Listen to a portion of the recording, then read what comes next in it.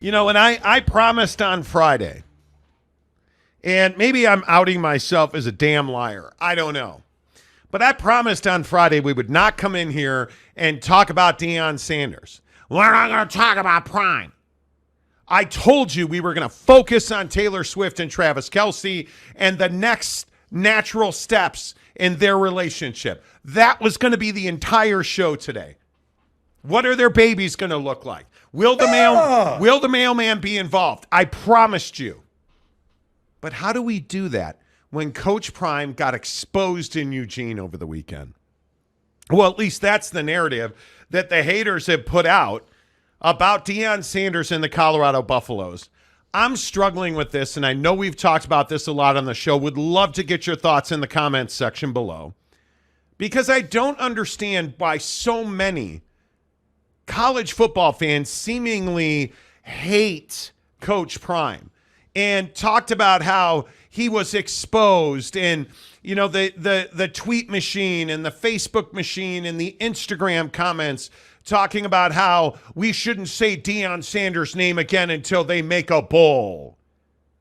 Okay, so one loss in September means we can never talk about your team again.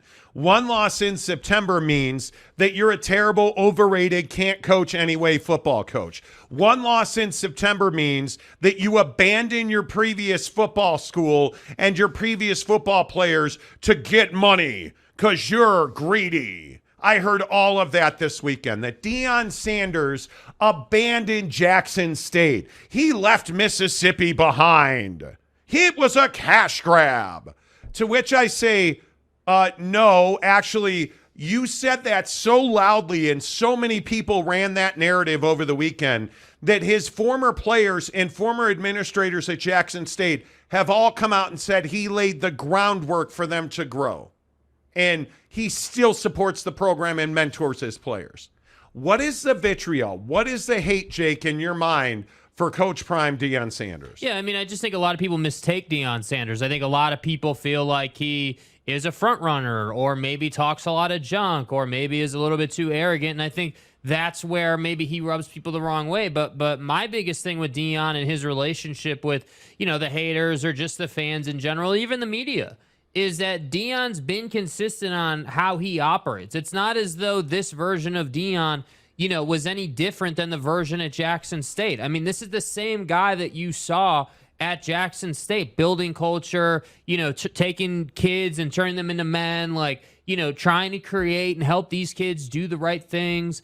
And they've been doing that. And I think the thing with Deion you have to understand is that people in our country specifically, college football fans, they love to stick it to people, right? So they love to say, oh, you talked all this junk, now you lost, now you got exposed, now you're terrible, you're an awful coach, you were a has-been, and it never was. Like, that's what we love to do in sports. And I think that Deion Sanders is really quite aware of that. And that's why he's able to handle all this hate so well. But I also love the fact that no one wants to talk about Dan Lanning and how he's conducting himself. Dan Lanning is the guy who, 2 months ago or whenever it was, wants to roll up on the podium and be like, yeah, Colorado hasn't won anything, and they're not of relevance. Not a big reaction. I mean, I'm trying to remember what they won to affect this conference. I don't remember.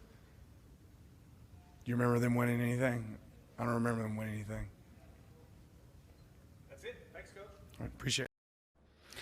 I mean, he's not wrong. So if Colorado hasn't won anything, and essentially what you're saying there is, hey, Colorado's not of relevance, they're not a good team, they haven't won anything, you know, they're 1-11 last year. So if they're such a crappy team, then why did you feel the need to have your mascot roll out with your players in a hat and sunglasses? Well, and before the game in the locker room and all week long, he was talking about how Colorado's playing for clicks.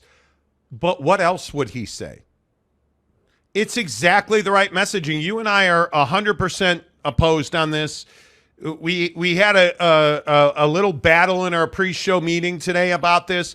I have no problem with anything that Dan Lanning said about Colorado before, during, or after the game. That's exactly what Dan Lanning should do. Now, the not so smart rhetoric that was run out ahead of the Colorado State game, well, that cost you a loss at Colorado State. Dan Lanning knew that his team was probably 2 to 3 times deeper and more talented than Colorado. That is the unvarnished truth about this game, and I don't feel like we want to say that. We want to insult Deion Sanders. We want to, I love the line when people say Deion Sanders sucks. You don't coach at a university like Colorado and suck. You don't play a professional sport. You don't play college football and suck. Did Deion Sanders get beat Saturday? No, he didn't. His team got beat because they're not as talented 6 months into his tenure, really, at Colorado. I have no problem with what Dan Lanning did, but I agree with what Deion Sanders said after the game. You better get Colorado now. I don't say stuff just to say it for a click, contrary to what some may say. But, I keep receipts. But I'm serious. I analyze and I understand what we're up against and what we have and what we need. One thing that I could say honestly and candidly, you better get me right now. This is the worst we're going to be. You better get me right now. Now somebody, I got messengers. God bless him though, man. He's a great coach. He did a great job. God bless him. He take their shots. They won. I don't shoot. I don't do that. They won. That's what I've been telling you. You're never going to hear Deion Sanders go after another coach, another player. That's just not the way he is. And I think that's how it has to be.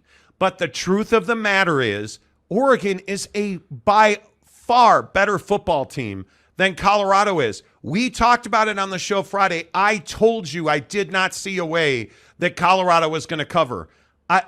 This was not a surprise. What is surprising to me is all of the smearing and all of the hate and the vitriol for a guy who's done nothing short of work miracles at Colorado. There's no way to look at what Deion Sanders has done just at Jackson and at Colorado and have anything negative to say about him.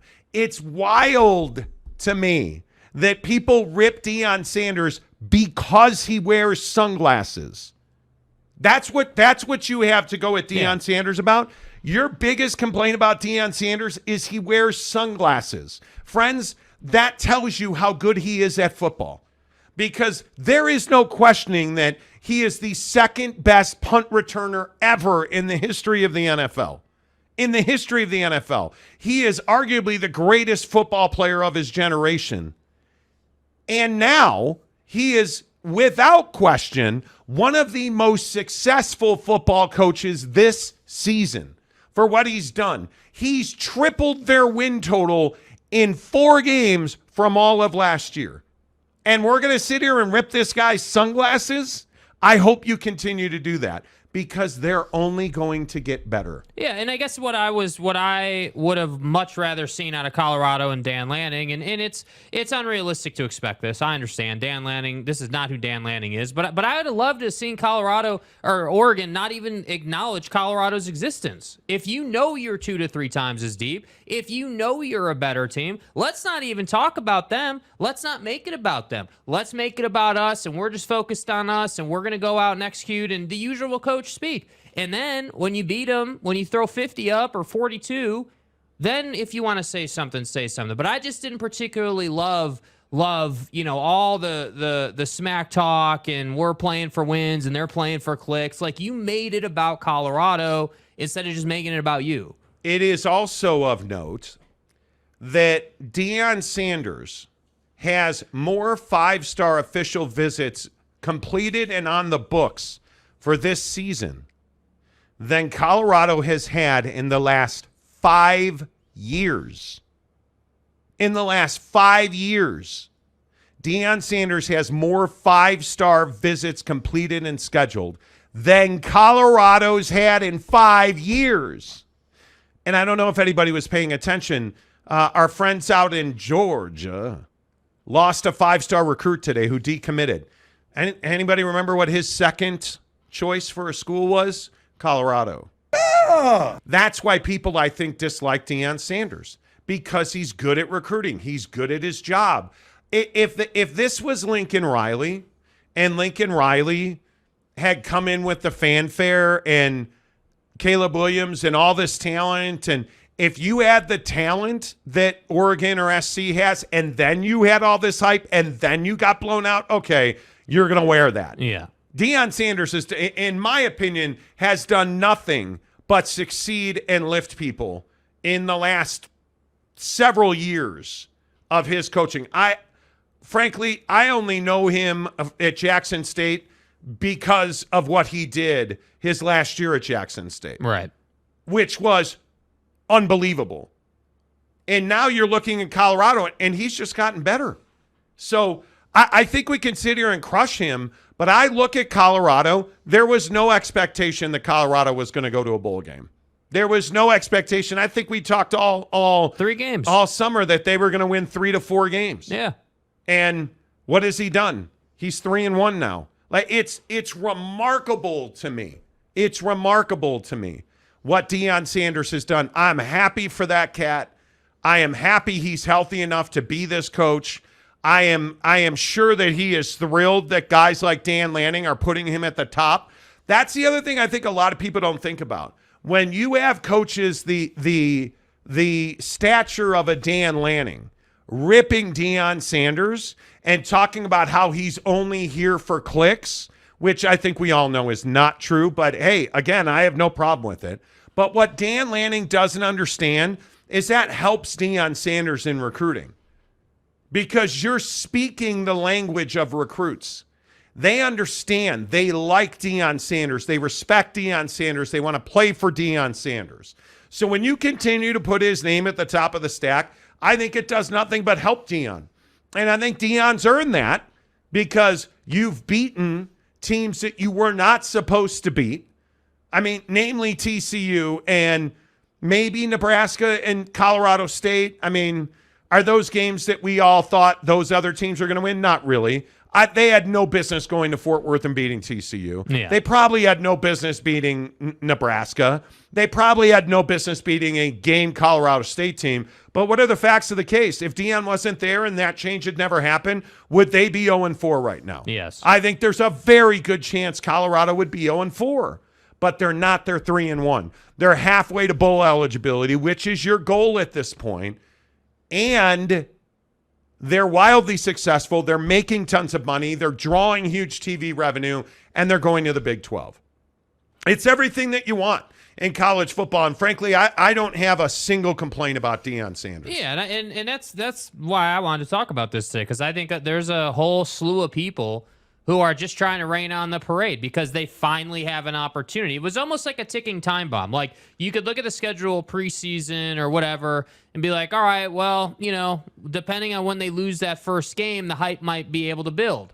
And we all thought they'd lose right out of the gate, and then they didn't. And so then when they won again and they won again, and Oregon was rolling up, you knew that it was going the Cinderella story, as Dan Lanning called it, which it's not a Cinderella story.